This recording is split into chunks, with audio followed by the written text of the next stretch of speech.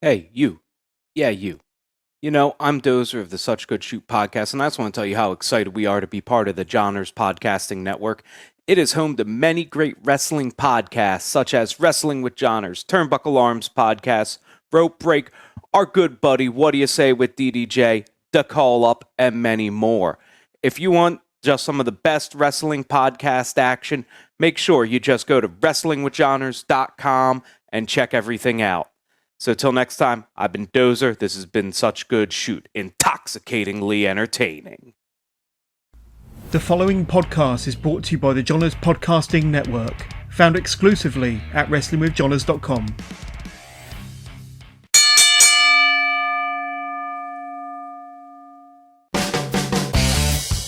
Attention wrestling fans. You're now about to listen to the band coming down the aisle from the main streets of South Elgin, Illinois, with a microphone in his hand and questions on his mind. This is Whaddya Say with DDJ.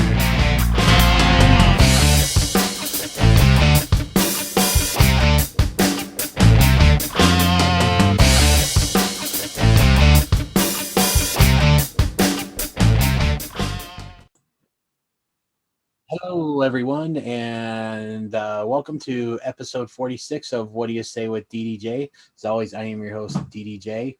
Don't forget, you can go to wrestlingwithjohners.com/Whaddya-say-with-DDJ/ to access this, as well as every past episode of Whaddya Say with DDJ. And as always, thank you to John and for having me become part of the Johners Podcasting Network. There are tons of great shows on there. I urge you to go check them out. I'm going to get right into it. My guest this week is former WCW star and one half of the inaugural WCW Cruiserweight Tag Team Champions. I'm talking about Kid Romeo. So we're going to get right into it. Grab your drink, grab a snack, get comfy. Kick back and enjoy episode 46 of Whaddya Say with DDJ and my guest this week, Kid Romeo. I'm the Irish Extreme, and this is the Whaddya Say with DDJ, part of the Johners Podcasting Network. All right, we are here with another episode of Whaddya Say with DDJ, and joining me this week is someone who was spent some time in WCW. In fact, he was one half of the very first WCW Cruiserweight Tag Team Champions, along with Primetime Elix Skipper. And that man who is joining me today is none other than Kid Romeo. Romeo, how are you doing this evening? Yo. What's up? Kid Romeo in the house, man. I'm hanging in there, brother. Doing well, man. Thank God.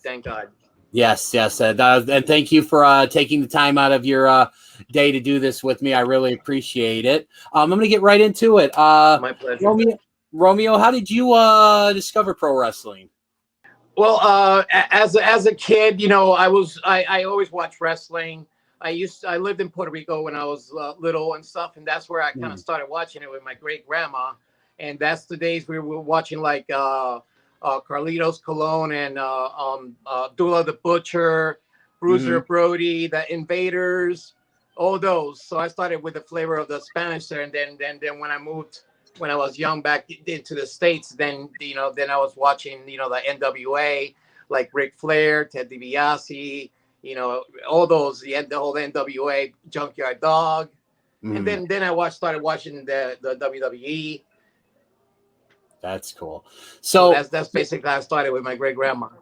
Cool. Yeah, I started watching wrestling. My grandfather got me into it and stuff. So you get a couple of names that you mentioned right off the bat that really kind of registered with me were Abdullah the Butcher and Bruiser Brody. What did you think about those kind of guys?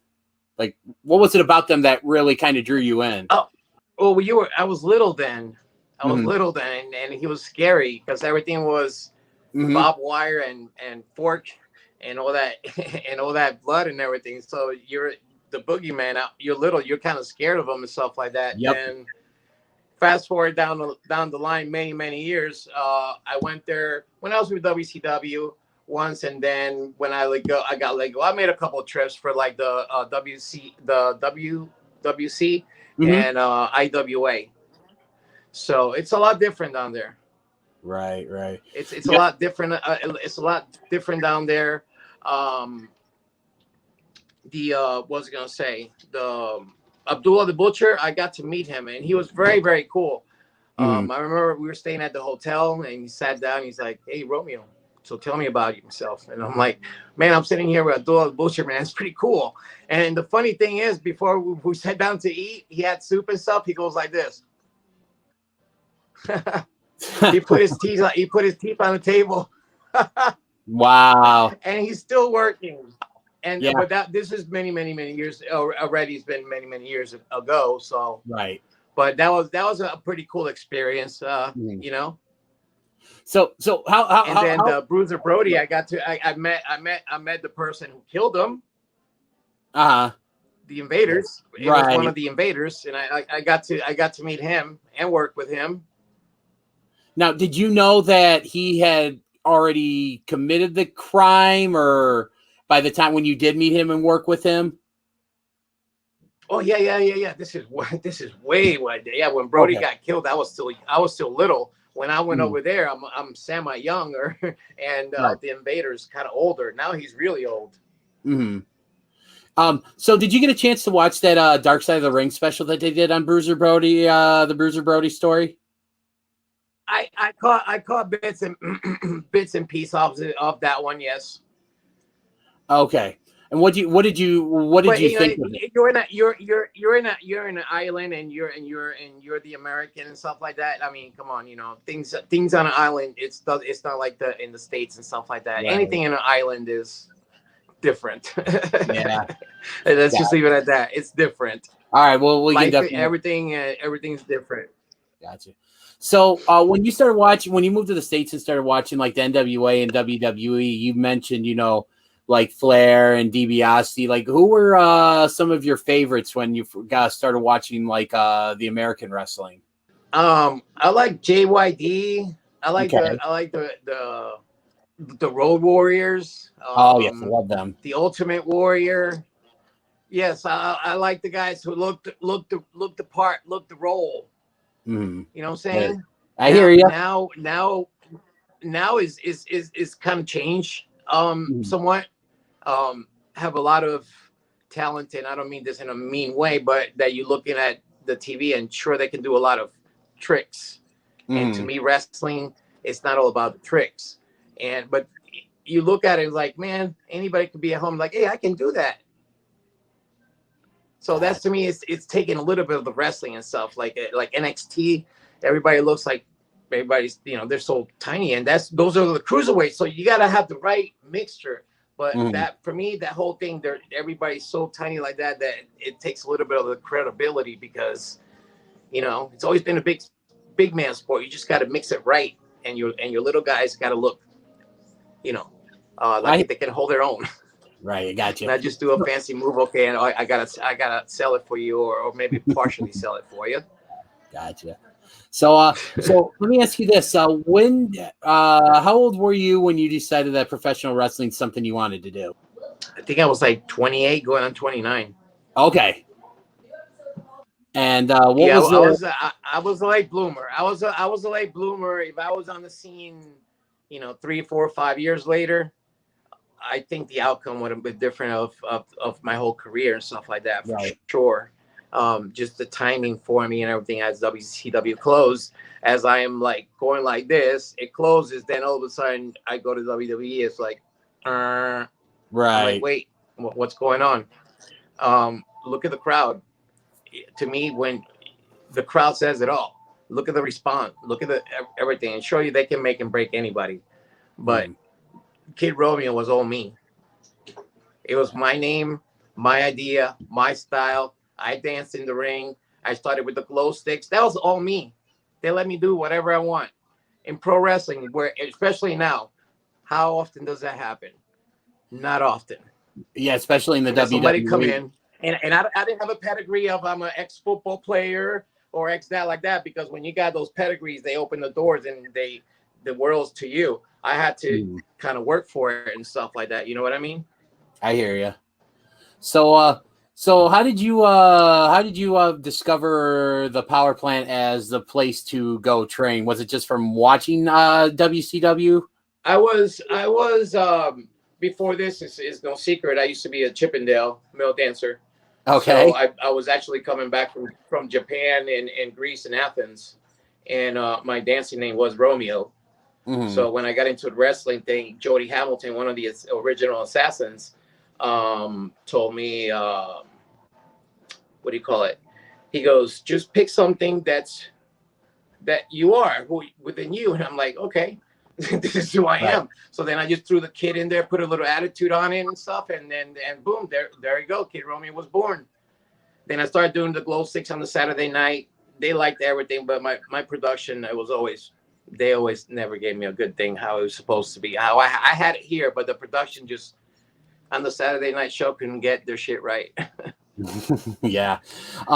So one of the things that was for the Saturday night, and then they want, once they saw me at everything, they switched it, and between me and Jimmy, they wanted to do the Kid Romeo, and they wanted to give it like a heel Ricky Martin, because if you remember, my song was like literally a remake. Hey, Romeo. And now the WWE channel fucking changed it. I went to see my match, and I was like, that's not what I walked out. For some reason, they went and changed it. But Jimmy Hart's the one that did all the songs in WCW. He's the one that did everybody's entrance stuff. So he redid it. So I guess, the copyrights and stuff like that. But I guess WWE thought something different, and they changed my song. Gotcha. So one of the things I did while doing a little bit of research that you did when you were on Saturday night is you actually had a series of matches against someone who I just recently interviewed for my show, Alan Funk. And how was it working with Alan? Alan, it was fun working with him, man. We used to wail on each other, man. I was stiff. I like to work stiff. I didn't like to work too light and stuff because I didn't want to, I didn't want my stuff looking hokey. Right. Most of the time. So I like they said, I laid my shit in. I remember I clotheslined Shane Helms a couple of times. After we won the championship, I gave him a short arm clothesline. And when I looked down, his braces were all, all bloody, and his eyes were like literally rolling back. And I picked him up, and I go, "I'm sorry, bro." And I just pushed him up and give it to him again, like even harder. And then he rolled out, and I got to the back, and this was in Gainesville. Everybody was like, "Damn, dude." Finley goes, "Romeo, don't change a thing. I love it." That's awesome. Finley was very, very snug. He was solid. Oh yeah, I see many Finley matches in WCW. He's a stiff meister, and that's the way I like it. And then you go to Japan. Oh, if you want to get into that in a couple of minutes, that's a whole different story. Real quick, my first match over there, they gave me a snapmare. That bitch kicked me in the back. My hair stood up all the way down to my boots. So I just fell back, and then that bitch tried to pick me up again. I was like, I just dead-assed him. And then when I got up, I fucking lit his ass up, because if you don't fight back, they'll eat you up. You have to gain that respect. You have to gain the respect. No complaints. You can't come out of the ring saying, "Hey, what shit, man? That was. Thank you very much. Thank you." Right. That's it. So yeah, so since you brought it up, let's get right into it. So you had a couple of matches on back in early 2000 on in WCW. And then like after after a little bit of a stint there, then they did send you over to New Japan to kind of further hone your skills. So you mentioned about your first match over there, with the snapmare and the kind of standing up for yourself, so to speak. What was your time like in Japan? Oh, it was awesome. It was awesome. The fans, the fans are great here, but the fans they live, breathe, and eat it. They literally follow you because it's not like over here. It's on tours. You go, like, some tours are 2 weeks, some are 3 weeks, and you travel in the bus like that, and then you take like a little break, and then you go again. So these people follow you from city to city to city to city to city, and just banging on the on the bus. And over there, I used to be with Scott Norton. Yes. Scott Norton was like God over there at that time. He was like bigger than Hulk Hogan over there. Oh yeah. And he was my buddy, and he was my workout partner. And he wake me up every day at fucking 6 o'clock. Romeo, you ready to go eat? I'm like, I guess. We go eat, go to the gym, do our stuff. I come back, sleep a little bit on the bus, and then do it again. But it was fun. It was a lot of fun and stuff. And people just bum rush you on the street. Everybody has autograph pads. It's just a Japanese thing. I think they have everything that they can stuff something to autograph. They have it. I've seen them come up with stuff out of their, out of their ass. So what would you say was the most odd or peculiar thing that you signed? Is there anything like really out there? Tits and ass. Okay, all right. That's definitely odd and peculiar. Was that a regular thing over there in Japan? Yeah. Wow. Yeah. The girls wanted that. Yeah, wow. They almost nothing really too peculiar. They always have the autograph boards. Right. Like if they're like this, they'll like it's an autograph board, and you go to shops and stuff like that. Shops have like they love collecting autographs especially from guy jeans. If you're a guy gene, you're over with the fans. Wow. So they love anything from America. Oh yeah. I it's one of the things I love about like New Japan and stuff are the crowds there, it's just you can just tell they the respect. Exactly. That was the word I was going to use. That they have for the business and for the people and the punishment that we put our bodies through to entertain the people. They really, really appreciate it. Mm-hmm. Yeah. So okay. So they don't like. Go ahead. I was just going to say, one of the things I noticed, like when you come back from New Japan, you actually had a match on Jacked against S.A. Rios and stuff. I believe that was in February of 2001 before you went back to WCW for the final run there. What was it like, working at on that WWF show compared to your time in WCW? They basically told me everything that I did that I couldn't do it. Okay, so you were just there to make. I mean, I was pulling teeth to do my stuff, and if you look at the match, I think it's a pretty good match. And everything, I'm not sure. It's obviously this business is very political, and I was called jokingly sometimes a heat seeker, just because my persona and my style and stuff have been kind of flashy and stuff, and. That kind of stuff like that. So that kind of rubbed some people wrong in this history. You know how easy it is to rub somebody wrong. I'm like, dude, this is my life, man. If I'm flashy, I like flashy jewelry or cars, dude, that's my problem. That's not yours. If you're just a truck guy and this and that, okay, man, that's me. But it's not like that. They hold it against you and shit like that. Right. Yeah. And also back then they weren't. It wasn't so big. Now, from NXT, they go right to WWE and stuff. So it's more like a transition. It's expected over there. They were looking at you as like, oh, who's this guy? He's just coming into the power plant. Now he's on TV. I put 10 years. I put 15 years on the road doing independence. I'm sorry, man. That's not my fault. I apologize. Right. Times change from me to now. Things have changed. Mm-hmm. A lot of things have changed, like dating. Dating's allowed.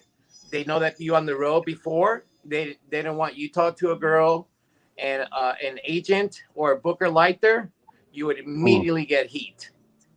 That's how crazy it was. Wow. And unfortunately, as a Romeo, hello, I had to deal with some of those misfortunes for talking to ladies that other people wanted, and the girl wanted nothing to do with them. Right, I hear you there. So you mentioned gonna backtrack a little bit. You mentioned about the power plant stuff. What was training like there for you? In the beginning was hell. Mm-hmm. Let me see. When I finished dancing, I came down. I wasn't sure what was I gonna do in my life. I was 28. I went to the WCW main event that was taped at Universal Studios. Okay. And I just gone back from Japan and Greece and dancing, and then I saw they were doing taping the shows there, so I was going for a couple of weeks, and I sat in the front row and I saw Chavo, and then I saw Ray, and I saw Eddie, and I'm like, wait, I thought you're supposed to be like 7 foot, but then I saw what they were doing in the matches, and I'm like, I can do that. So I basically stayed after the show, and I waited out in the parking lot, and I talked to everybody, and everybody pretty much told me that I had a good look, and they told me what I had to do. So basically, I just had to be prepared to do at least 1,000 squats with no weights. That's a lot, my friend. They don't do that to people up there anymore and everything. Before, over there in WCW Power Plant, if you didn't have heart, they didn't give a shit what you look like. They don't care if you were 7 foot tall, man. Your ass is walking out the door with your bag, looking back. They'll keep somebody that was 5'8" like me and everything, that had heart and took all the bumps and everything and stayed there to the very end and finished everything. Wow. But they had cruiserweights. I was a cruiserweight.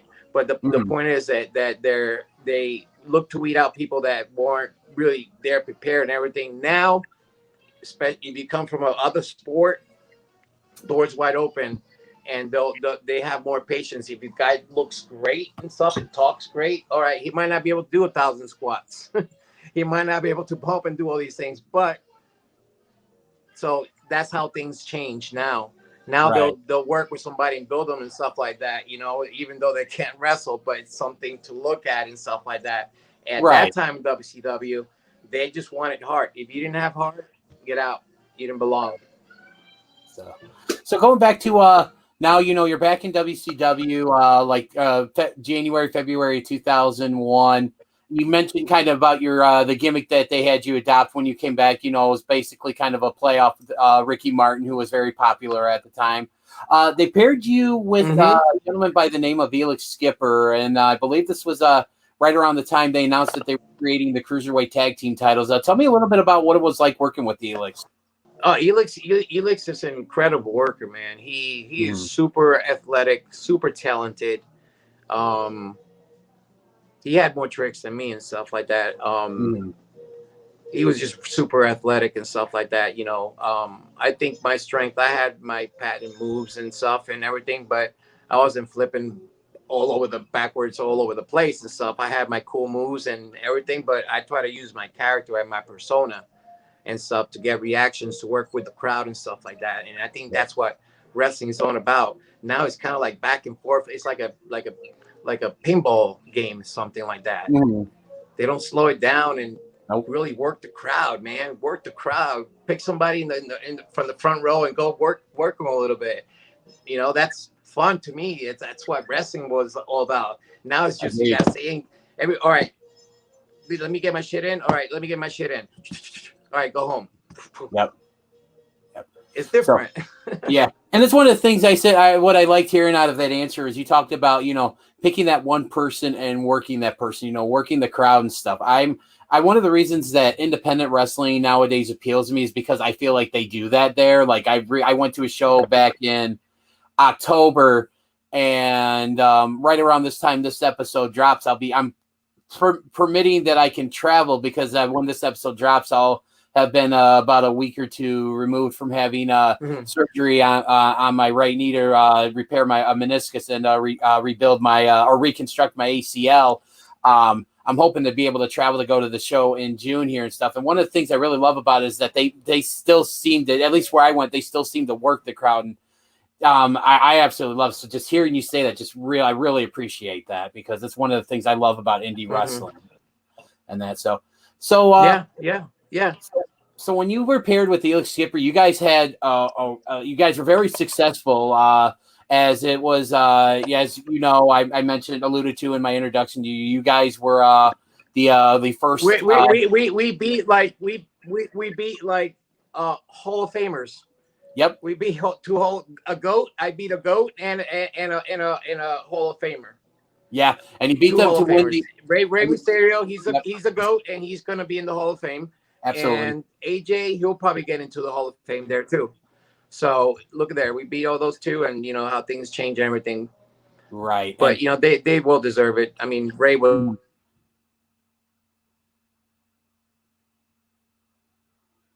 Oh, I think I lost you in audio. He's Oh, worked hard. there you go. Solo. Yeah.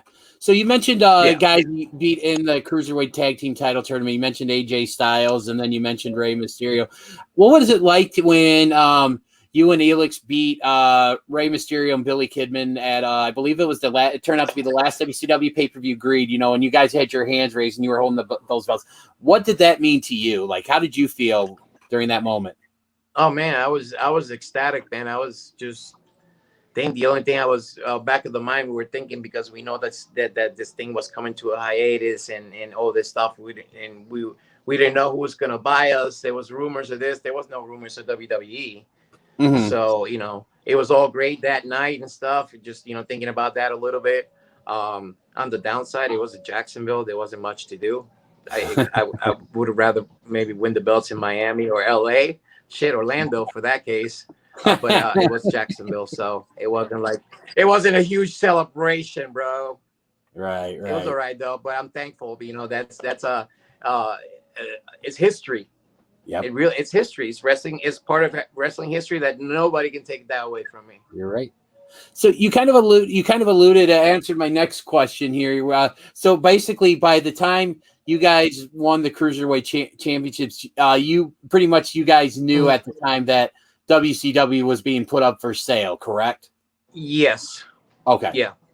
Okay. At the end there, we knew that shit was going on. Mm-hmm. We just didn't know what or who. Right. So going a couple weeks after you guys won those belts, you know, we fast forward to what turned out to be the last episode of WCW Monday Nitro. By the time you got to the arena that night, did you know that Vince McMahon had purchased WCW when you got to the arena, or were you like completely taken by surprise when you got there? It was in Panama. It was in Panama City outside, Mm-hmm. and I remember that night. It was windy, kind of chilly, and it sucked because the wind was blowing, so there was a lot of sand in the rain. Right. So it's like you're bumping on sandpaper. Ooh, that couldn't have been fun. It wasn't fun. So anyways, yeah, he came. They basically told us that that's what it was. We were retaining the titles until it was official, and then all of a sudden they came in and said, I was like, what? and then Shane came into the room after the matches, and he went around the room and kind of pick and choose whose hands to shake. And me and Elix got one of these. What's up, guys? Wow. Well, at least you got and then Booker was next to us. Booker got a fucking high five and the whole works and everything. That's cool. And then they got to Ray and stuff. Hey, what's up, guys? Had more conversation. We just gotta, hey guys. So you kind of knew where you were in their pecking order, so to speak. Oh, we looked at each other, goes like, I don't know. Maybe he doesn't know who we are. Right. So okay. So now was your contract of like, and pardon me, I couldn't find this out enough, but was your contract picked up by WWE when they purchased WCW? Yeah. For about, okay. I think it was like a year and a few months. Okay. Now, did you do now when they picked your contract up, did you report to like one of their like minor league or their training facilities? I believe it's like HWA or OVW. Yeah, I went to HWA. I hated it. Okay, well, that answered my question there. I hate where it was. I hate Les Thatcher. I didn't like anything about HWA. So okay. All righty. Yeah. I appreciate the honesty and stuff. So after your time in the HWA, you went to you spent some time in WWC back in Puerto Rico, and then you also had some time in the Total Not TNA, the early days of that. So what was it like? Yeah. I was on I think it was on the first pay-per-view of TNA. It was like a 5-way match. CM Punk was in it, me, Jerry Lynn. It was fantastic, and that was like at the big place, and they weren't filling it, and then that's when they went to like the other place, the smaller stuff and everything. And I was doing good and stuff like that. Then caught some heat, and you know how it goes. Gotcha. So, all right. So, Hit Seeker. I'm sorry. Say that again. Heat Seeker. Yeah. Was that kind of like is that what you were known as a heat seeker? Because it seemed like everywhere you went, you somehow unintentionally, most of the time, it seems like you managed to draw Yeah, heat. sometimes maybe I did something to do like that, but most of the time it was just for your persona Mhm. and your and how you express it and how you live yourself. That was my character, and they liked it and stuff. That was just by some of the agents or some of the other talent Mhm. that they weren't being pushed at that time and stuff like that. Then of course you know how that is and stuff. Then everybody's like, oh yeah, fucking what a fag, and stuff like that because you're dancing and grinding. But I was the first one out of the WCW power plant on TV. Yeah, you were. I remember, and I was really impressed with what I saw, especially when, like I said before, really enjoyed your run with Skipper during it. You guys were a great team. It's a shame you guys only had so much time to, to work your magic and stuff. Yeah, because we knew each other because we're all from the power plant, so we trained together. We came up, so we knew our shit. He knew what I did. I knew what he did and stuff like that. So. Very cool. So you took a little bit of a break, from wrestling and began to work as an exterminator. And we'll talk about that here in a little bit. But I just want to talk about here. You came back in 2008 and you joined a promotion called NWA South Atlantic. Just as you went by as Romeo. What was it? How had the business changed at that point in time when you made your comeback in 2008? Yeah, I was just kind of seeing where it was and stuff like that, and to be honest, when you break in and you break in at the top, going in a regression like that, not being negative or anything like that, it's not fulfilling. And then it comes in like, okay, do you really want this or not? And then you start thinking, man, I could be 10 years in the independent, I can't have what I have now. I have a boat, I have a Corvette, I have a nice house and everything, doing something really cool. And I'm a character now. And actually, the kid wrote, I lay low for a long time, never used my name. Now I changed my Instagram and stuff. And now every day I got like 50 friend requests and everything. It's cool and stuff that I kind of like, went on hiatus, missing and stuff. And just some fans and everything. But now a lot of fans are trying to catch up and they send stuff and everything. So, and my business is also taking off at another level. Yeah. So I'm pushing them both so they intermingle and stuff like that. Yeah, we did some wrestling commercials. We dressed up a guy as a roach, a rat, and a raccoon, and we did all kinds of. We did splots, and I finished them with a frog splash and everything. It's pretty cool. And then I got the belt on like that. Commando, the undisputed champion of pest control. Right. Okay. so we'll wrap it up here. Because like I said, I got into contact with you, through Facebook, and appreciate, your open communication lines. You've been really cool with me and stuff like that. And yeah, no problem. It's been my pleasure. It's been my pleasure and stuff. Yeah. And I really liked what I've seen you do, because I know you just had the video where recently you had on your Facebook where you pulled out, I think it was like a dead alligator or something like that. Yeah. My job is very interesting, man. You getting raccoons out of all kinds of crazy places and all kinds of dead animal and crazy places, cutting walls, going into attics, coming out with a carcass and stuff like that. It's pretty cool, man. It's a lot to it, man. You can't be dumb. There's strategy and there's technique and there's application, and you gotta take state tests and stuff. It's not, people just think, oh, he's the exterminator. Dude, there's so much shit out there to do. It's not just like, oh, he kills roaches. It goes from, there's a lot of shit, as you can manage, from insect to animals. Oh yeah. And I deal with all of them and stuff like that. So I gotta ask, what is the craziest or the most unreal thing you've ever seen in terms of in your line of work that you do now? What's the one thing nobody would believe me even if I told them or whatever, the most just out there thing you've ever had with your job, your current profession? I did dead animal removal from a meat factory that was very close to one of my properties, and they paid the guy to dispose of all the carcasses, the skins, all the guts, the stomach, the heads, everything. and he went in his truck and dumped it in this walking path behind an HOA community. So obviously, with a little bit of wind, it was like the stench of death. It was a crime. It was a crime scene. It was on the news. So the HOA called me. Do you get this too? I'm like, yup. How much? I had to come up and everything. So it was, charging like $3,000. It only took me 45 minutes to clean it up. And then 2 days later, they found another dump on a bank that was closed. Mm-hmm. Very close to the meat factory. It's like, okay, it's got to be that. I was telling the cops, I'm like, but they had to investigate. They can't. Right. They came to find out it wasn't the company and stuff. It was the person that they paid to do it. That he tried to save a few bucks in his pocket instead of going down the landfill, which was right down the street. That's the thing, like 2-3 miles to save, I don't know, $100 or something like that. He wound up having to pay court charges. He went to jail. He was on the news, and then he had to pay like my fees. I mean, they paid me, but he had to restoration. He had to pay all that shit back. Yeah, to save a couple $100, huh?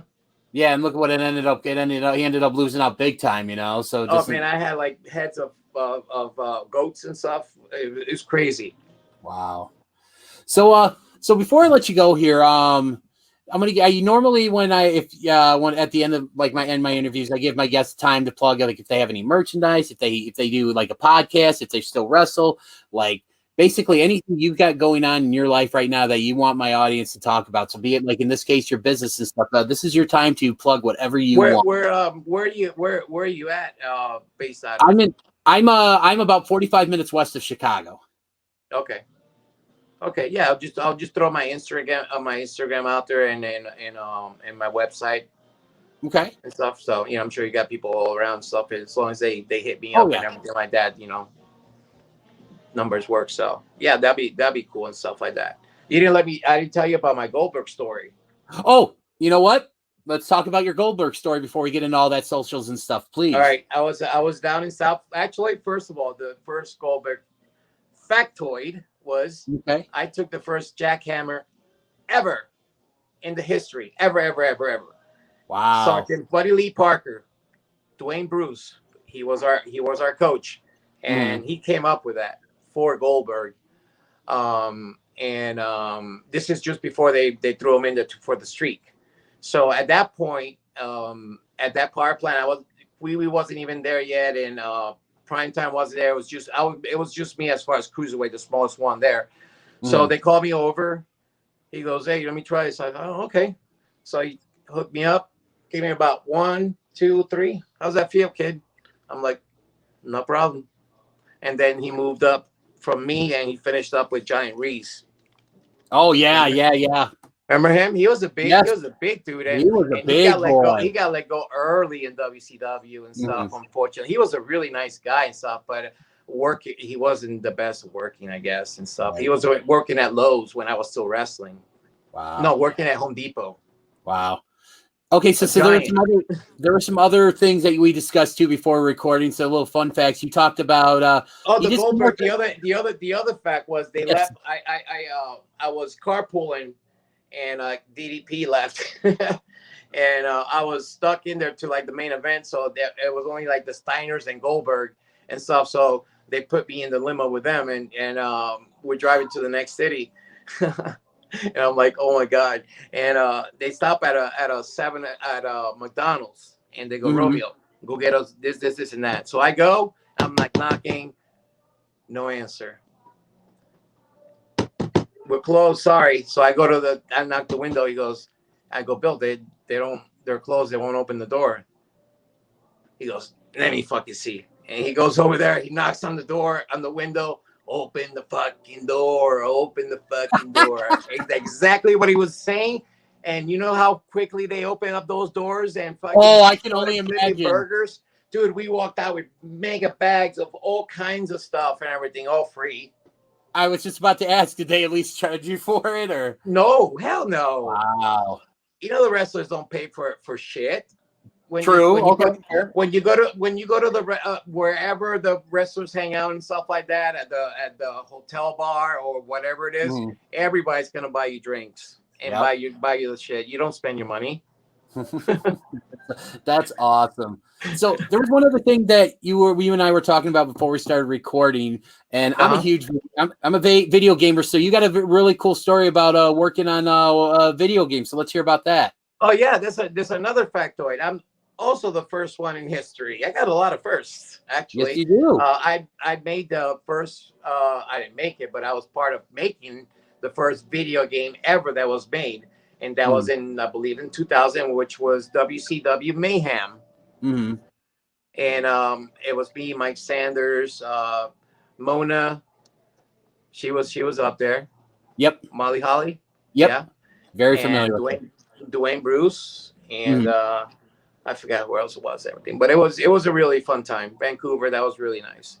That's awesome. The only shitty part about that, though, it's not like all the other ones and stuff. You know, basketball, you're like this and whatever, you're doing this, that. Wrestling, you got to get up at like so early and stuff. Like, okay, who wants to get slammed at 8 o'clock in the morning? I don't. Nobody does. You're not warmed up.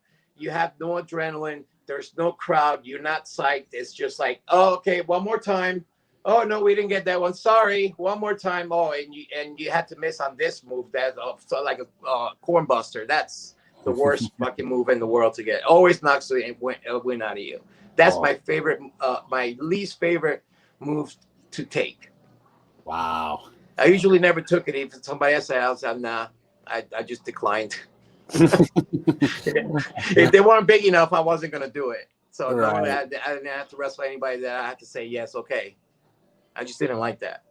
So, all right. So now that we've gotten the fun factoids out of the way here, now how can fans reach you? All right, guys. If you want to follow Kid Romeo and see his latest adventures, now it's Kid Romeo, aka Commando.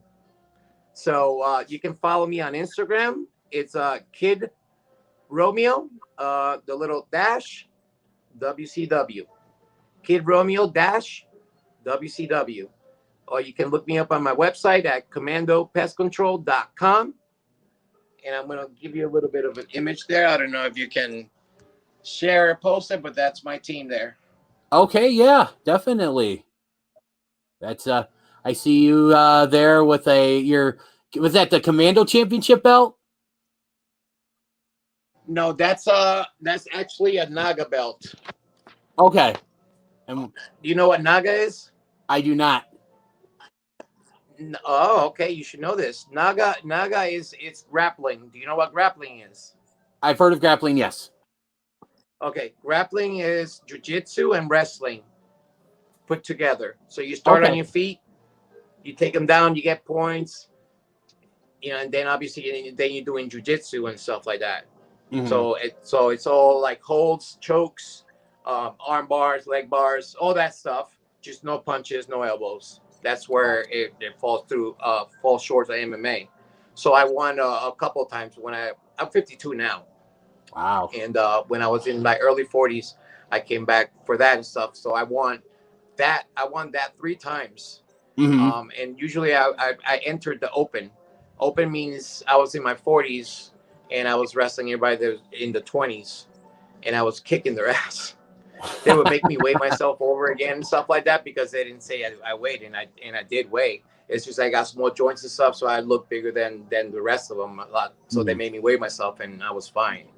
Wow. So yeah, I won that 3 times. So I beat all the 20s, and then the masters. I was considered master. That wasn't even a challenge. I beat a brown belt. I was only purple because I was a lot quicker, stronger, and faster than him. Mm-hmm. He probably had more technique, but it wasn't working with my strength and speed. He couldn't get it. Wow. So I've had my share of doing a lot of different stuff. Yeah, it's really cool. You know, now if you saw what I'm doing now, Command the Pest Control is a gimmick. I mean, if you look at it, it's like tights and camouflage with a tight shirt and everything. Like you can wrestle in that. We did all our commercials that they're coming up in that and wrestling with it. I'm like, man, this is great and everything like that. I might be doing a couple of independents with one of my worker. He's a big wrestling fan and stuff. So he's been going up in Orlando here at Chase and Ranch. He used to work TNA a little bit and a little bit WCW back in the day. He's got a school here and stuff like that. That's where we filmed everything. So I might make a couple of things to use as promotional thing for my business now. Cool. The Commandos. Duh. Cool. Well, so yeah, just try to keep it fun. You know, I'm not gonna bump for no kids or anything like that. You know, my kid's gonna get beat up. I'm gonna come in a hot tag and that's it. Win it. Well, if you ever get into if you ever start doing shows, you'll get a stagger. That's it. Yeah. Please pass along the information for any upcoming shows that you do, and I'll be sure to promote them on a future episode of my show here and stuff. So, but all right. Well, I think that's all that's everything I needed. I wanted to talk to you about, and I just want to take a moment again to thank you for your time and sharing your stories of your time in the ring and your time, doing what you do now, the pest control. Wish you but nothing but the best in the future, and definitely hope to have you back on my show sometime. All right, man. Yeah, anytime, man. I'm a phone call away, man. Thank you to all my fans, and I appreciate it. And don't forget to follow me, Kid Romeo -WCW on Instagram. You guys heard it here first. Kid Romeo it's Kid Romeo -WCW, right? Yes. All right, Kid Romeo -WCW and on Instagram. Romeo hyphen, whatever you want to call that little line, the lower there line. you Yes. Go. Gotcha. So, all right. Well, Romeo, my man, thank you again so much for doing this. I really appreciate it, and you have a good day and enjoy your upcoming weekend here. All right, thank you, man. Well, to all my fans, love you guys. Thank you, bro. It was very cool. Very cool. Hey, what's up, everybody? This is Pro Wrestling Sensation All Day, Marsha Rocket, and you are listening to Whaddya Say with DDJ All Day. Thank you to Kid Romeo for coming on and chatting with me. I really enjoyed talking to you, and I hope that you, my audience listening to this, enjoyed the interview as well. Be sure to reach out to him via social media, and because he's a good guy and you'll like interacting with him. And that's about all the time I have this week. Before I go, I just wanted to make sure to let everyone know you can go to www.wrestling-with-say-with-DDJ/ to access not only my show, but shows like Such Good Shoot and the JB and Ewok show, the Steve Aaron C. Red Power Hour, and all the great 30-plus shows that are on this network. You will not walk away empty-handed. All right, well, that's all the time I have for this episode. We'll see you in a week with a brand new episode of Whaddya Say with DDJ. Thanks, everybody, for listening. If you want a variety of wrestling news and history, look no further than the Scumbags of Wrestling family of shows. On Wednesday nights at 6 p.m., join Sean, Steven, and Jonesy as we look for the best of the best and break it all down in a unique tournament format on Fantasy Warfare Tournament. Then Thursdays at noon, take a look back at the rich history of our great sport with This Week in History. Relive title changes, births, deaths, and some of the best events of all time. Finally, join us for the latest in wrestling news, show results, and predictions Thursday nights at 8 p.m. for the Scumbags Wrestling Podcast. The Scumbags Wrestling can be found on Facebook, Twitter, Twitch, YouTube, and Instagram, along with our audio versions on Stitcher, Spotify, iHeartRadio, or anywhere else you get your podcasts from. We're a proud part of the Ontario Indie Wrestling Podcast Network and the Johners Podcast Network. Here at Toiletside Wrestling Talk, we interview the top wrestling stars on the independent wrestling circuit with questions including, who exposed you to wrestling? Were you nervous the night before your first day of training? Did your family support your wrestling dream? Are you a witch? For $700,000, would you legally marry a horse? Have you ever cried from a Vin Diesel movie? These questions and much more on Toiletside Wrestling Talk.